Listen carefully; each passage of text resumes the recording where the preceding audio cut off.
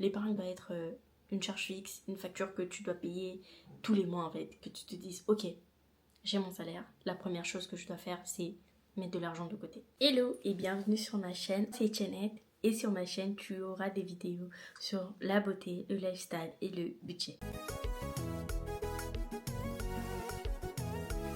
Dans cette vidéo, je vais te montrer comment je gère mon budget mensuellement et annuellement sans être un expert. Et principalement, pourquoi il est important d'épargner.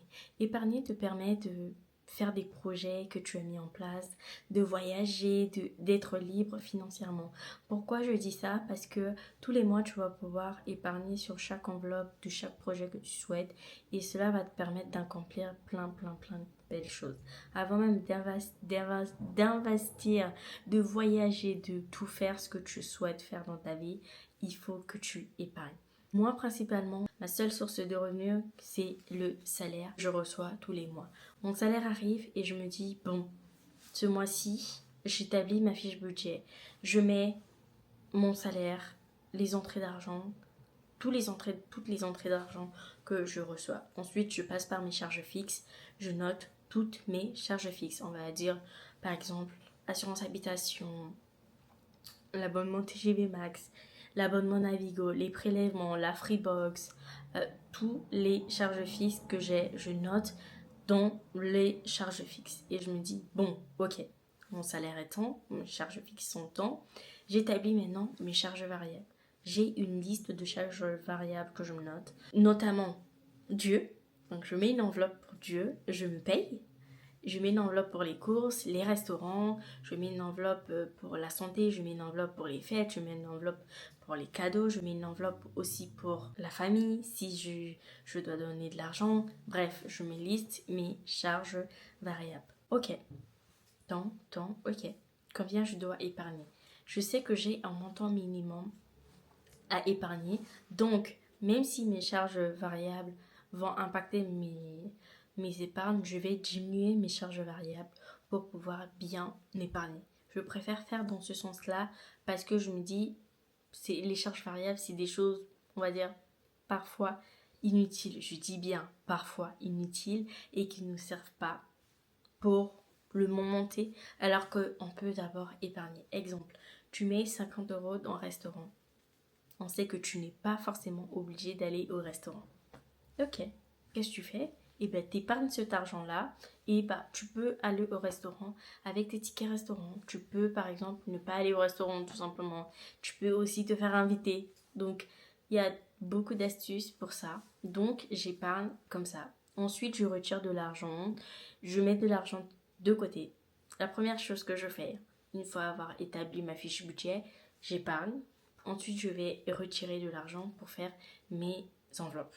Donc, j'attribue chaque euro dans chaque enveloppe. Vous l'avez déjà vu dans mon reset mensuel où on fait mon budget mensuel. Je mets l'argent dans les courses, je mets l'argent dans le restaurant, je mets l'argent dans le projet voiture, je mets l'argent, j'alloue chaque euro sur chaque enveloppe. Parce que gérer son argent, on n'a pas besoin d'être expert. Il faut que tu connaisses tes dépenses et il faut connaître tes entrées et les sorties pour pouvoir bien gérer ton argent. Parce que le jour où tu te retrouves dans le pétrin, personne ne va venir t'aider. Alors que quand tu as pu mettre l'argent de côté, tu peux utiliser ton fonds d'urgence par exemple pour pouvoir gérer cet imprévu-là. Parce que si tu arrives à la fin du mois et que tu ne comprends pas où est passé l'argent, il faut que tu te poses des questions bien claires et que tu te dises où est passé tout mon argent. Si tu reçois 2500 € le mois et que à la fin du mois tu n'as plus rien, il faut que tu te poses des questions de te dire ok, j'ai mes charges fixes, j'ai mes charges variables, mais où est parti le reste de l'argent? Et le reste de l'argent peut se trouver dans le shopping. Le reste de l'argent peut se trouver dans les voyages. Le reste de l'argent peut se trouver dans les Uber Eats. Le reste de l'argent peut se trouver dans tout et n'importe quoi, alors que tu n'avais même pas prévu de dépenser. Mais tu as juste craqué. Donc moi, comment je gère? J'ai une fiche budget, comme je vous l'ai dit, je note tout, mais j'ai aussi un onglet dans mes notes, dans mon téléphone, qui est budget annuel. Donc dépenses, on va dire salaire de décembre sur dépenses de janvier, salaire d'octobre sur dépenses de novembre.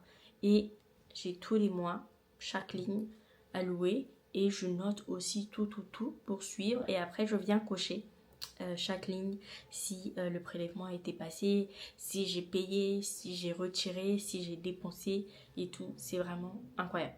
J'ai aussi un fichier Excel sur Google Sheet où je mets, alors là je gère pas encore bien parce que j'ai décidé de tout reprendre au 1er janvier 2026 et j'aimerais faire annuellement, donc du 1er janvier au 31 décembre pour voir à peu près combien j'ai dépensé, combien j'ai payé, combien j'ai été payé, combien j'ai épargné pour bien suivre et donc on aura un bilan à la fin de l'année 2025 aussi et 2026.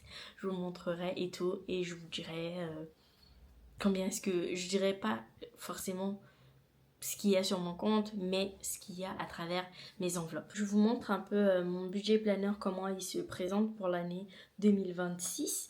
Vous savez du coup pourquoi je fais ce budget, mes objectifs financiers, un calendrier pour l'année pour voir.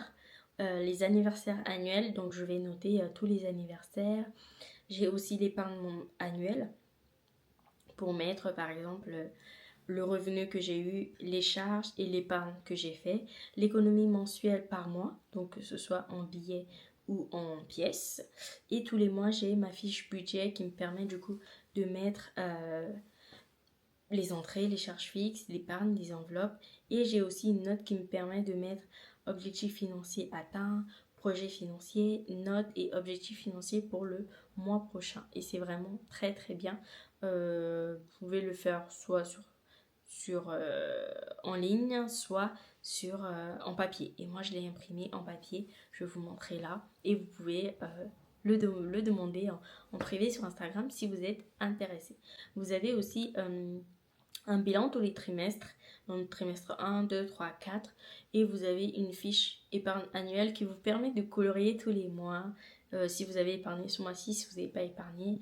Et on a une fiche de budget, date de traitement, ancien solde, dépôt, date de dépôt et le montant. Et à la fin de l'année, vous avez un bilan de l'année actuelle et ce que vous voulez pour l'année prochaine.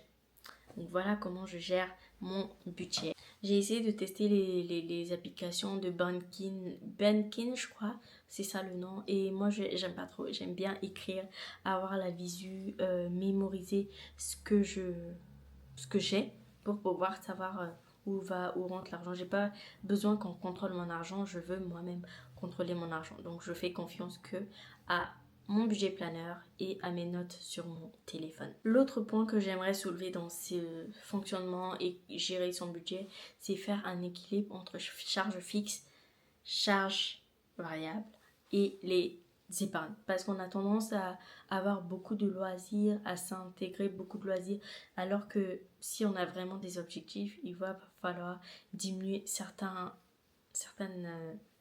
loisirs pour pouvoir bien épargner. Tu peux pas mettre 200 € de loisirs alors que tu épargnes que 50 € par mois. C'est insensé. Tu peux pas aller à Action toutes les semaines et dépenser 60 € par semaine alors que tu épargnes que 20 € par mois. Non, il faut avoir un budget limité et te dire ok, j'ai 30 € ce mois-ci pour aller chez Action. J'ai 30 €, je dépense pas plus. Et voilà. Il faut savoir se faire ses limites et avoir un équilibre parfait sur ses dépenses. C'est pour ça que je vous dis qu'il est très important de mettre de l'argent de côté dès que vous avez une entrée d'argent. C'est comme si ça va être une charge fixe, l'épargne. L'épargne doit être une charge fixe, une facture que tu dois payer tous les mois en fait. Que tu te dises, ok, j'ai mon salaire. La première chose que je dois faire, c'est mettre de l'argent de côté. On arrive à la fin de cette vidéo, j'espère qu'elle vous plaira. On se retrouve demain pour une nouvelle vidéo.